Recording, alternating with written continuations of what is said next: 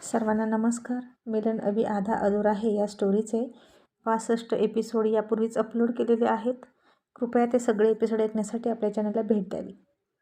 आजचा एपिसोड खूप मोठा आहे, तर सुरू करूया. आणि प्लीज कुणीही म्हणू नका की पुन्हा तेच तेच होतं आहे आणि रोहित तेच तेच वागतो आहे, कारण रोहित हट्टी आहे आणि त्याचा स्वभाव जाईपर्यंत त्याच्या स्वभावात हे पुन्हा पुन्हा येणार. तर जानकीने राणीला सांगितलं की तू तुझं प्रेम मिळव, मी आहे तुझ्यासोबत. आणि मग राणीनं तिचे प्रयत्न सुरू केले.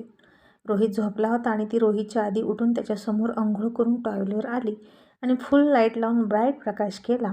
रोहितचा अलार्म वाजला. रोहित उठला आणि त्याला समोर टॉयलेटवर राणी दिसली आणि तो तिला म्हणाला, ए मूर्ख मुली, तू बाथरूममध्ये जाऊन कपडे बदल ना.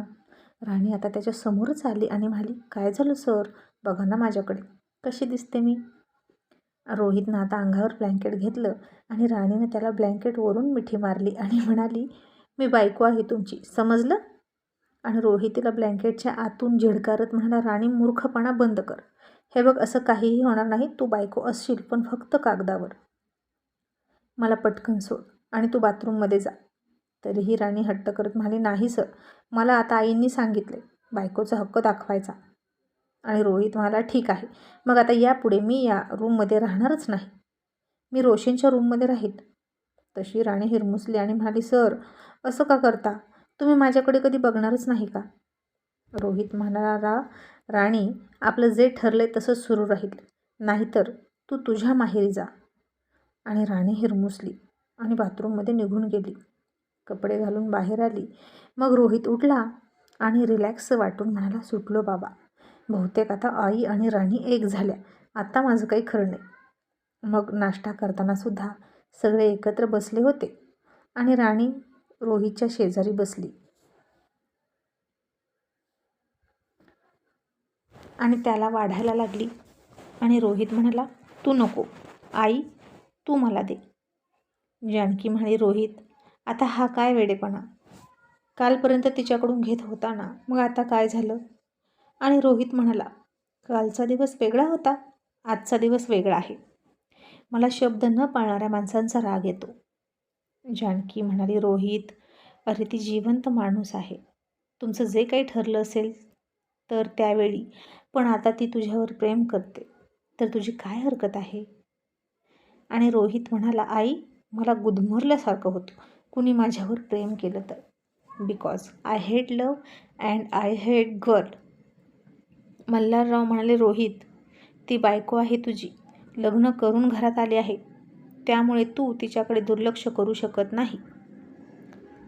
हा तिच्यावर अन्याय असेल, कळलं. रोहित म्हणाला, बाबा मान्य आहे ती बायको आहे आणि मीच तिला या घरात आणली, पण आमचं काहीतरी ठरलं होतं आणि त्या अटीवर मी आणि राणी एकत्र आलो आणि आता ती अट मोडायची नाहीच. आणि राहुल म्हणाला, मग रोहित काय करायचं, तिनं आयुष्यभर असंच राहायचं का. आणि तुझं काय, तुला काही कळत नाही का रे.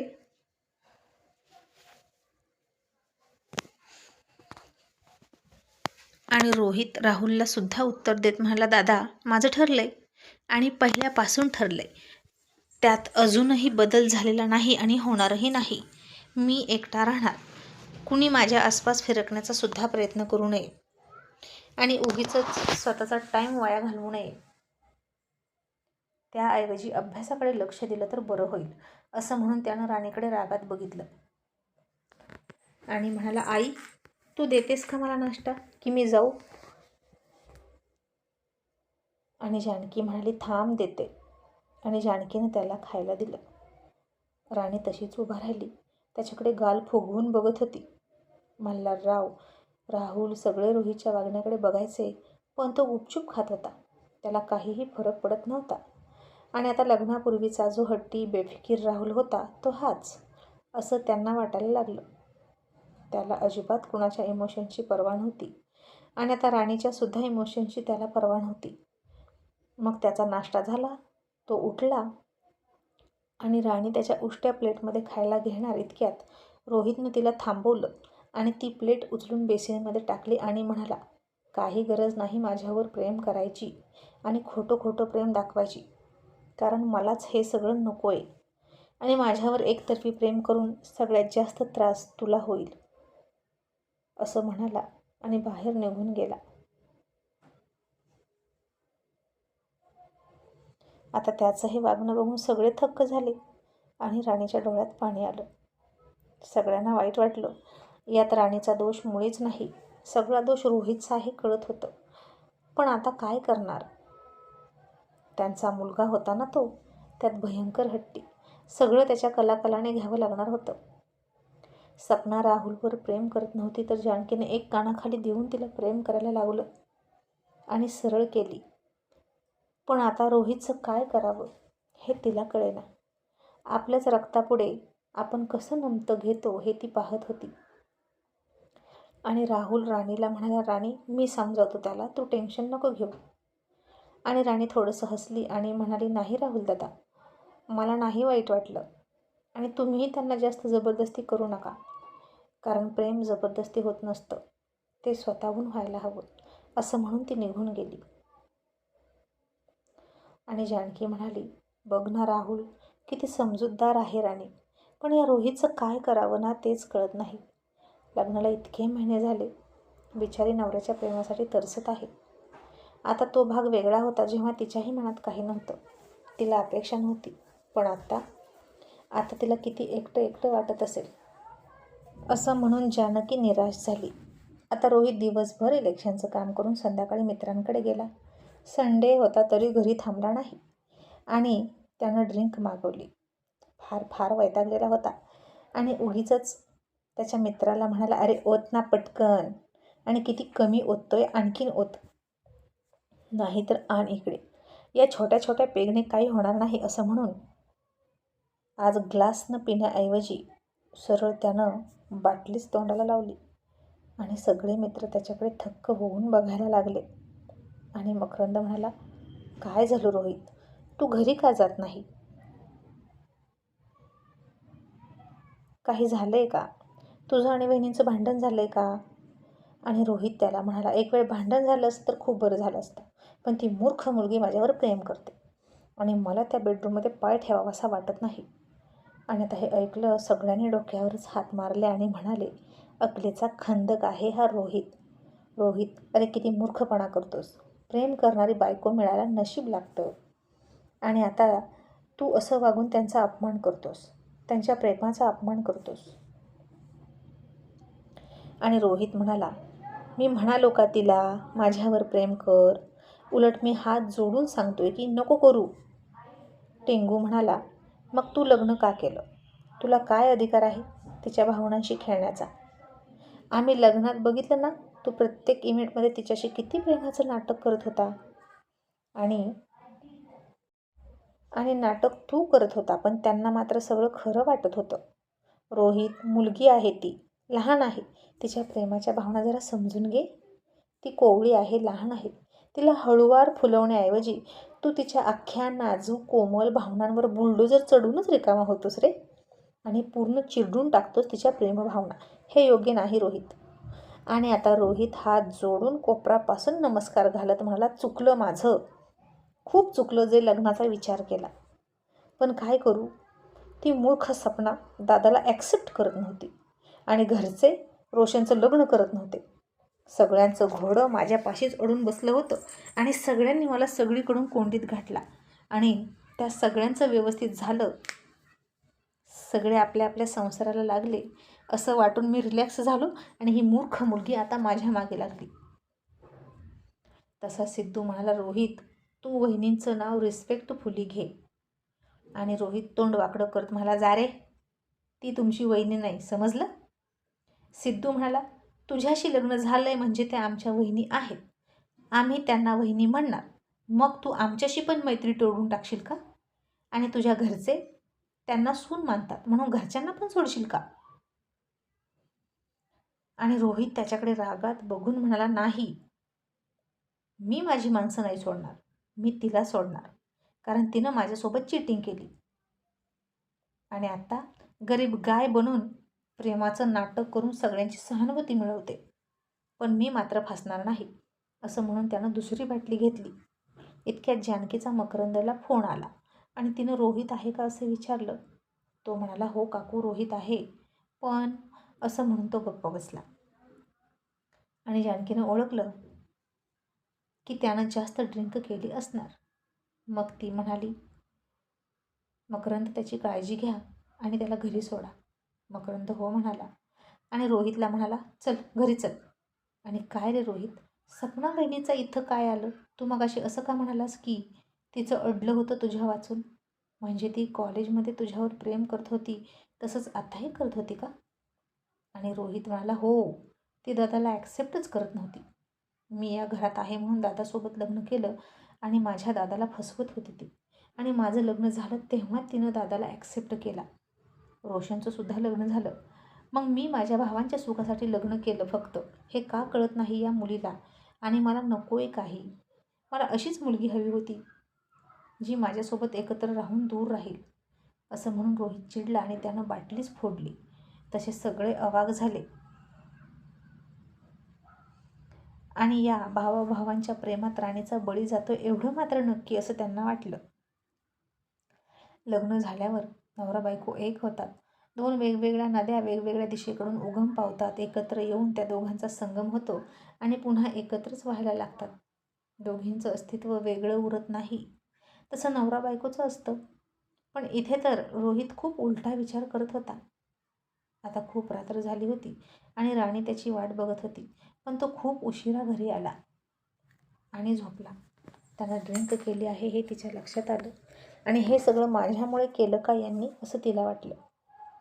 आणि त्याला जास्त त्रास द्यायला नको म्हणून तीही गुपचूप झोपली, दोघांच्यामध्ये उशा ठेवून.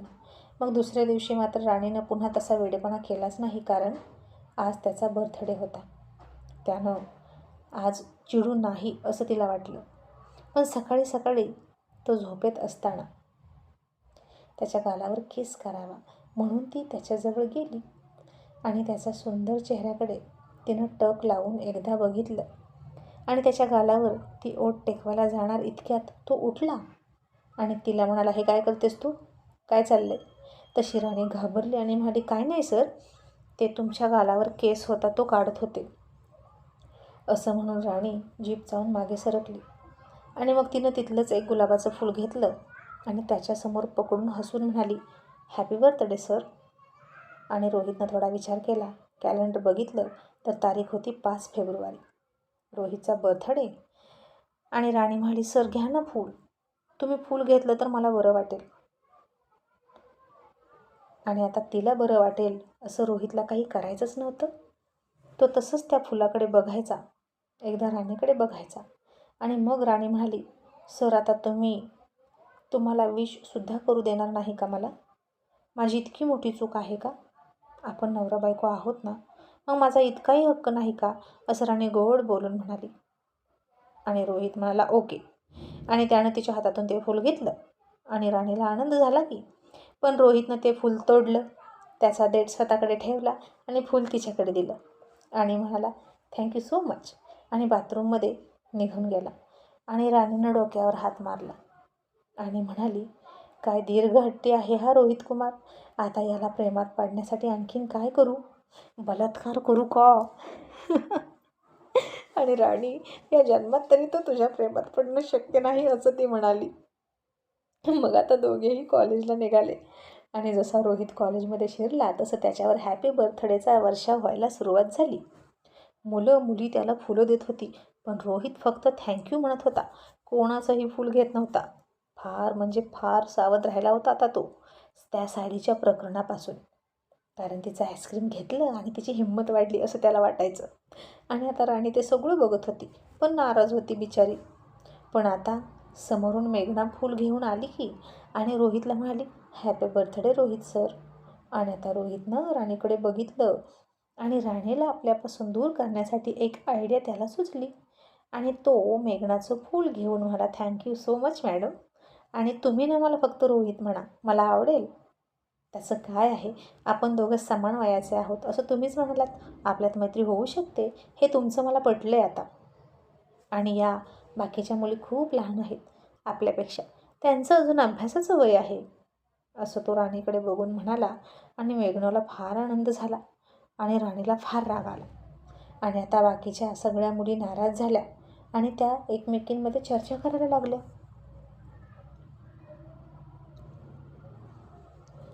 बहुतेक रोहित सरांना मेघना मॅडमच आवडतात. त्याशिवाय सरांनी त्यांचं फूल घेतलं नसतं. आणि बघितलं का, फक्त रोहित म्हण अशीही परवानगी देऊन म्हणाले की मैत्रीची सुरुवात केली. आणि प्रत्येक घट्ट नात्याची सुरुवात मैत्रीपासून होते. आणि बहुतेक आता सर मेघना मॅडमच्या प्रेमात पडणार आहेत. अशा उलट सुलट चर्चा ऐकल्या आणि राणीला फार म्हणजे फार भीती वाटायला लागली. आणि ती रोहितजवळ फार जपून बोलत होती. आपण त्याच्या मनातून उतरू नये अशी तिला भीती वाटायची. पण मेघनाचा मात्र राणीला खूप राग आला होता. आणि सायलीसारखं मेघना मॅडमला सुद्धा एकदा इंगा दाखवावा थोबाड फोडून असं तिच्या मनात आलं होतं. पण रोहितला बर्थडे सेलिब्रेशन तर आवडतच नव्हतं. तरी पण त्यांच्या मित्रांचं चालायचं. रोहितच्या मित्रांनी संध्याकाळी त्याला बोलवलं आणि त्याचं छोटंसं सेलिब्रेशन केलं.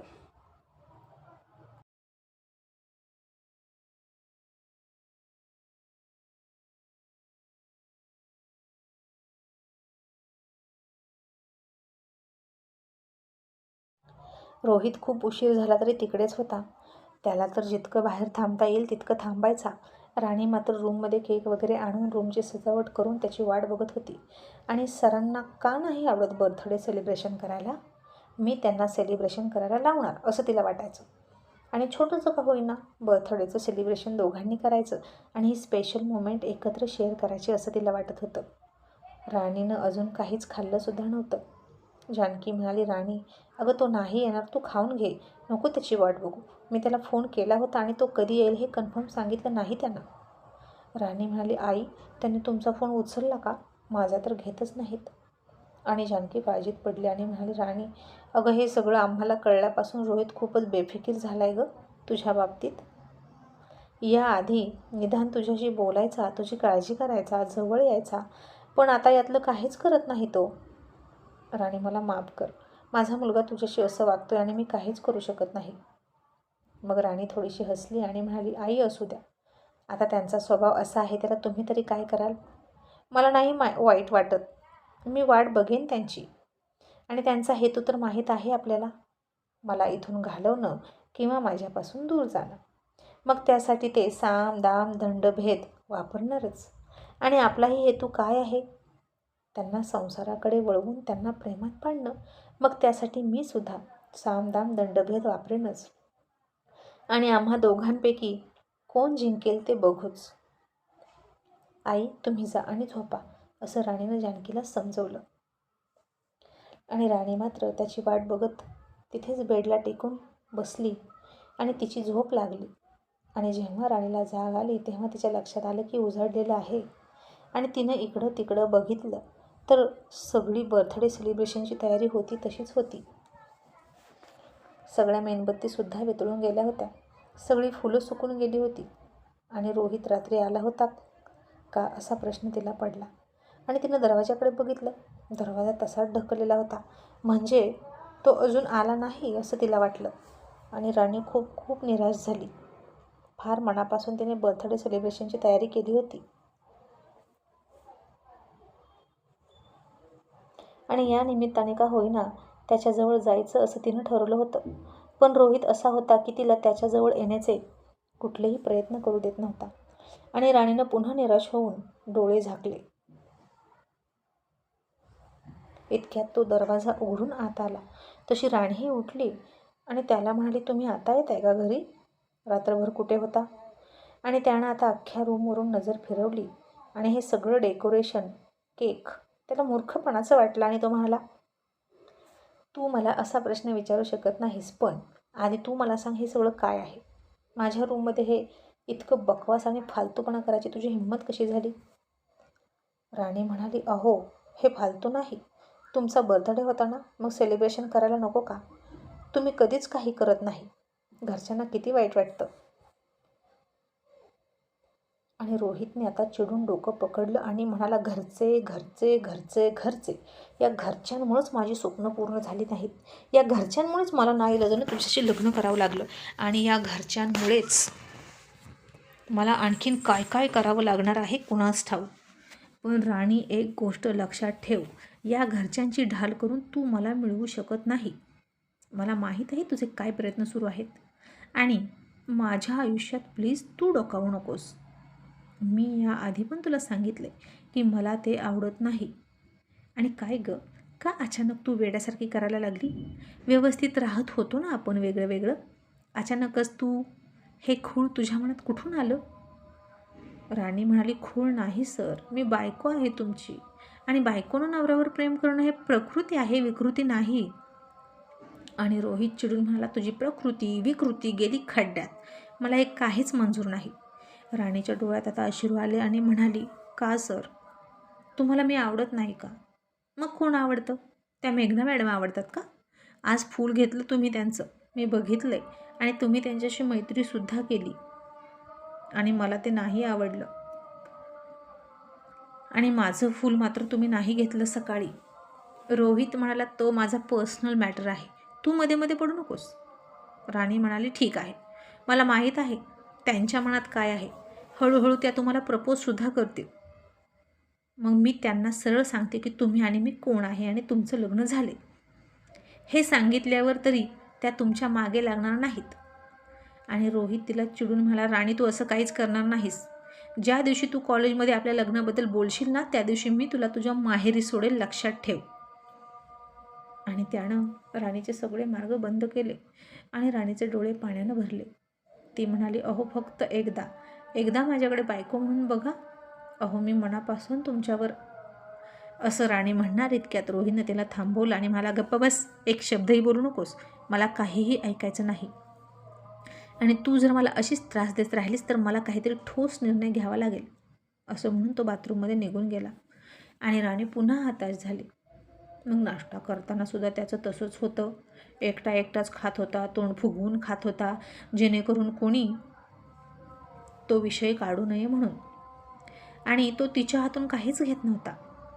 आणि आज राणी कॉलेजवरून आली आणि त्यानंतर त्याच्यासाठी टिफिन दिला, कारखान्यात राहुलसाठी पण दिला. आणि त्यामध्ये राणीनं आय लव्ह यू अशी चिठ्ठी दिली. आणि तो टिफिन नेमका राहुलने उघडला आणि चिठ्ठी वाचून त्याला हसायला आलं. त्यानं तो टिफिन रोहितकडे दिला आणि मला, रोहित, अरे हा टिफिन तुझा आहे, तो दुसरा टिफिन आहे ना तो माझा आहे. मग रोहितनं सुद्धा टिफिन एक्सचेंज केला आणि त्याला ती चिठ्ठी बघितल्याने पुन्हा टिफिन रागत झाकून ठेवला. राहुल म्हणाला, रोहित काय वेड्यासारखा करतोस? अरे बघ त्या मुलीकडे, ती खूप प्रेम करते रे तुझ्यावर, तुला का दिसत नाही? आणि रोहित म्हणाला, दादा प्लीज, निदान इथे तरी हा विषय नको. आपण एकमेकांच्या मॅटरमध्ये कधीच बोलत नाही आणि तेच योग्य आहे. आणि आता राहुल खरंच गप्प बसला. रोहित कोणाला काही बोलू देतच नव्हता. आणि मग तो म्हणाला, दादा मी आलो. राहुल म्हणाला, आता कुठं निघालास? रोहित म्हणाला, अरे इलेक्शन जवळ आले, आता जोर लावला पाहिजे. त्या संग्राम राजशिर्केचं डिपॉझिट जप्त करणार म्हणजे करणार, त्याच्या नानाची टांग, असं म्हणून तो बाहेर गेला.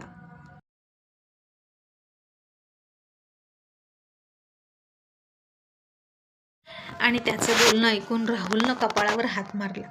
आता इलेक्शनमुळे त्याचं बाहेर फिरणं जास्त चालू होतं. कारखान्यातसुद्धा तो कमी जायचा, पण कॉलेज मात्र चुकवत नव्हता.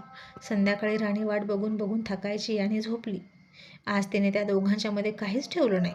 रोहितनं मात्र पुन्हा येऊन सगळ्या उशा होत्या तशा लावल्या आणि झोपला. आणि सकाळी सकाळी त्यानं एक्सरसाइज केली आणि आंघोळीला गेला. आणि आंघोळ करून आल्यानंतर तो आरशासमोर तयार होत होता. आणि राणीनं डोळे उघडले. त्यानं मारलेल्या परफ्यूमचा वास तिच्या नाकात शिरला आणि तिची झोप उडाली. राणीला अचानक फ्रेश वाटलं आणि ती त्याच्याकडे एकदम प्रेमळ नजरेनं बघत होती. रोहितचं लक्ष नव्हतं. राणीनं अचानकच मंत्रमुग्ध होऊन अंगावरचं ब्लँकेट काढलं आणि तो माझा नवरा आहे, मी त्याची बायको, एवढंच तिच्या डोक्यात होतं. आणि राणीनं पाठीमागून जाऊन रोहितला घट्ट मिठीत घेतली. तसा रोहित दचकला आणि त्यानं गरकन पाठीमागे वळून राणीला ढकलून दिलं आणि असली फालतूगिरी करू नको असं म्हणून रागात बाहेर निघून गेला. आता राणी अपमान होऊन रडत होती.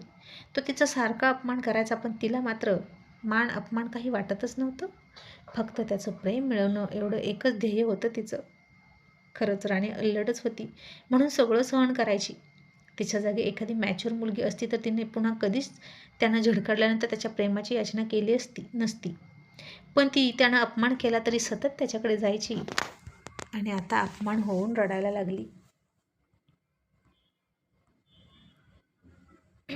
जानकीनं ते सगळं ऐकलं आणि रोहितला समोर घेतला आणि म्हणाली, रोहित, जोपर्यंत तिला काही वाटत नव्हतं तोपर्यंत ठीक होतं बेटा, मी समजू शकते, पण ती तुझ्यावर आता प्रेम करते रोहित. आणि प्रेम करणं आपल्या हातात नसतं. आणि प्रेमाला कोणत्या देशाच्या, बाँड्रीच्या, एखाद्या बॉन्डच्या मर्यादा नसतात. तिचा तुझ्यावर हक्क आहे. त्या मुलीचे अश्रू मला बघवत नाहीत रोहित. रोहित, ती लक्ष्मी आहे आपल्या घरची आणि तिने असे अश्रू गाळता कामा नयेत. आता झालं लग्न तर काय होतं ॲक्सेप्ट करायला? तिच्यात काही कमी आहे का? ती चांगली नाही का? ती संस्कारीसुद्धा आहे, मग काय प्रॉब्लेम आहे? आणि रोहितनं डोकं पकडलं आणि म्हणाला, प्लीज, तुम्ही जर असे करत असाल तर मी हे घर सोडून जाईन. मला नाही आवडत हे फिजिकल व्हायला. समाजाच्या दृष्टीनं, तुमच्या दृष्टीनं मी लग्न केलं, पण इथून पुढे कसं राहायचं ते मी ठरवेल. राणीला सांगा, तिला जर दिलेला शब्द पाळायचा नसेल आणि तिला खूपच नवरा हवासा वाटत असेल तर दुसरं लग्न कर म्हणावं. तशी जानकी चिडून म्हणाले, रोहित, हे तू काय बोलतोस? तुला कळते का? ती बायको आहे तुझी आणि सरळ तू तुझ्या बायकोला दुसऱ्या पुरुषासोबत लग्न करायला सांगतो? रोहित, मला हो ना, ती बायको आहे ना, मग तिला माझ्याप्रमाणे राहावं लागेल. आधी तिचीच अशी इच्छा होती ना, मग आता बदलायची काय गरज आहे? मला शब्द बदलणारी माणसं आवडत नाहीत. जानकी चिडली आणि म्हणाली, थांब. आणि ती तो बॉन्ड घेऊन आली आणि त्याच्यासमोर फाडून म्हणाली, घे, संपला बॉन्ड, आता काय करायचं? आता तरी तिला स्वीकार. रोहित म्हणाला, आई, बॉन्ड फाडून काहीच होणार नाही, कारण त्याचे लिहिलेले शब्द माझ्या मेंदूवर कोरले आहेत, त्यात बदल होणार नाही, असं म्हणून तो निघून गेला. आणि हे राणीनं भिंतीच्या आडून ऐकलं आणि ती रडायला लागली. तरीही तिनं ठरवलं की हिंमत हारायची नाही. आज चक्क रोहित तिला दुसरं लग्नच कर म्हणाला. मग दुसऱ्या दिवशी कॉलेजमध्ये सुद्धा राणी शांतच होती. सायली कॉलेजला आली नव्हती. रोहितनं तिच्या घरच्यांना भेटून काही दिवस तिचं कॉलेजच बंद केलं होतं, तिचा वेडेपणा संपेपर्यंत. आणि हल्ली राणी कॉलेजमध्ये रोहितसोबत बोलत नव्हती आणि राणीचा पडलेला चेहरा बघितला त्यामुळे मेघना खुश होती, कारण रोहित तिच्यासोबत मुद्दाम बोलायचा. आता कॉलेजमध्ये स्पोर्ट, गॅदरिंग आणि ट्रॅडिशनल डे यांच्या जोरात तयारी सुरू होत्या. गॅदरिंगमध्ये राणी कोणता डान्स घेईल असं मैत्रिणी म्हणायच्या. राणीला मात्र आधी कशातच मूड नव्हता, पण विद्यापीठामार्फत घेणाऱ्या वादविवाद स्पर्धेमध्ये मी खेळेन असं ती म्हणाली. आणि बाकीच्या कुठल्याही स्पोर्टमध्ये भाग घेण्यापेक्षा तिने बुद्धिबळात भाग घेतला, कारण तिला बुद्धिबळ चांगलं यायचं. आणि डान्स मात्र कोणासोबत करावा तिला कळत नव्हतं. आणि त्याचवेळी सगळ्या मुलींनी तिचं काही ठरत नाही म्हणून आपल्या टीम केल्या, आपला डान्स बसवायला सुरुवात केली. राणीला मात्र कोणी विचारलंच नाही. आणि जर गॅदरिंगमध्ये भाग नाही घेतला तर मार्क नाही मिळणार असं मेघनानं सांगितलं होतं, कारण या सगळ्याची प्रमुख तिला प्राचार्यांनी करून टाकलं होतं. आणि मग मनोजच म्हणाला, राणी, मी सुद्धा कोणासोबत भाग घेतला नाही गं. रोहित सरांची परवानगी असेल आणि त्यांची हरकत नसेल तर आपण दोघं डान्स करूया का? इतक्यात तिला तिकडून रोहित जाताना दिसला. तो पुन्हा त्या दोघांना बोलताना बघून नेहमीप्रमाणे थांबला आणि काय बोलतात ह्याकडेच त्याचं लक्ष होतं. आणि राणी मनोजकडे तो बघत होता. आणि आता राणी थोडी गालात हसली आणि त्याच्यातला नवरा जागा करण्यासाठी म्हणाली, मनोज, अरे कोणाला काय हरकत असेल? आता ठरले आपण दोघंच डान्स करायचा. आणि आता अरे, माझ्या नवऱ्याला विचारायची गरज नाही, त्याची मला पूर्ण परवानगी आहे तुझ्यासोबत डान्स करायला, असं म्हणून राणीनं मनोजचा हात पकडला. आणि रोहितच्या बोडाला मिरची लागल्यासारखं झालं. तो चिडलाच की. आणि राणी तिथून हसत निघून गेली. आणि संध्याकाळी तो घरी आल्यावर मात्र आल्या रोहित फ्रेश होण्याआधीच तिच्या हाताला पकडून म्हणाला, राणी, मी तुला कधी परमिशन दिली मनोजसोबत डान्स करण्याची? तू त्याला काय म्हणालीस की नवऱ्याची परवानगी आहे? आणि राणीनं त्याच्या हातातून हात सोडून घेतला आणि म्हणाली, जिथं तुम्ही मला दुसऱ्यासोबत लग्न कर अशी परवानगी देता तिथं डान्स करणं ही मामूली गोष्ट झाली ना सर, असं म्हणून राणी झोपली. आणि रोहित वैतागला आणि म्हणाला, मीही बघतो तू कशी डान्स करते, असं म्हणून त्यानं मनोजचा फोन घेतला आणि त्याला म्हणाला, तू राणीसोबत डान्स करणार नाही, समजलं? नॉनसेन्स. सूर्यवंशींची सून कोणाच्याही हातात हात घालून डान्स करणार नाही, असं म्हणून रोहित रागात फ्रेश व्हायला गेला. आणि इकडे राणी खूप हसायला लागली आणि हळूहळू गाणं म्हणायला लागली, तुझको मिर्ची लगी तो मैं क्या करूं.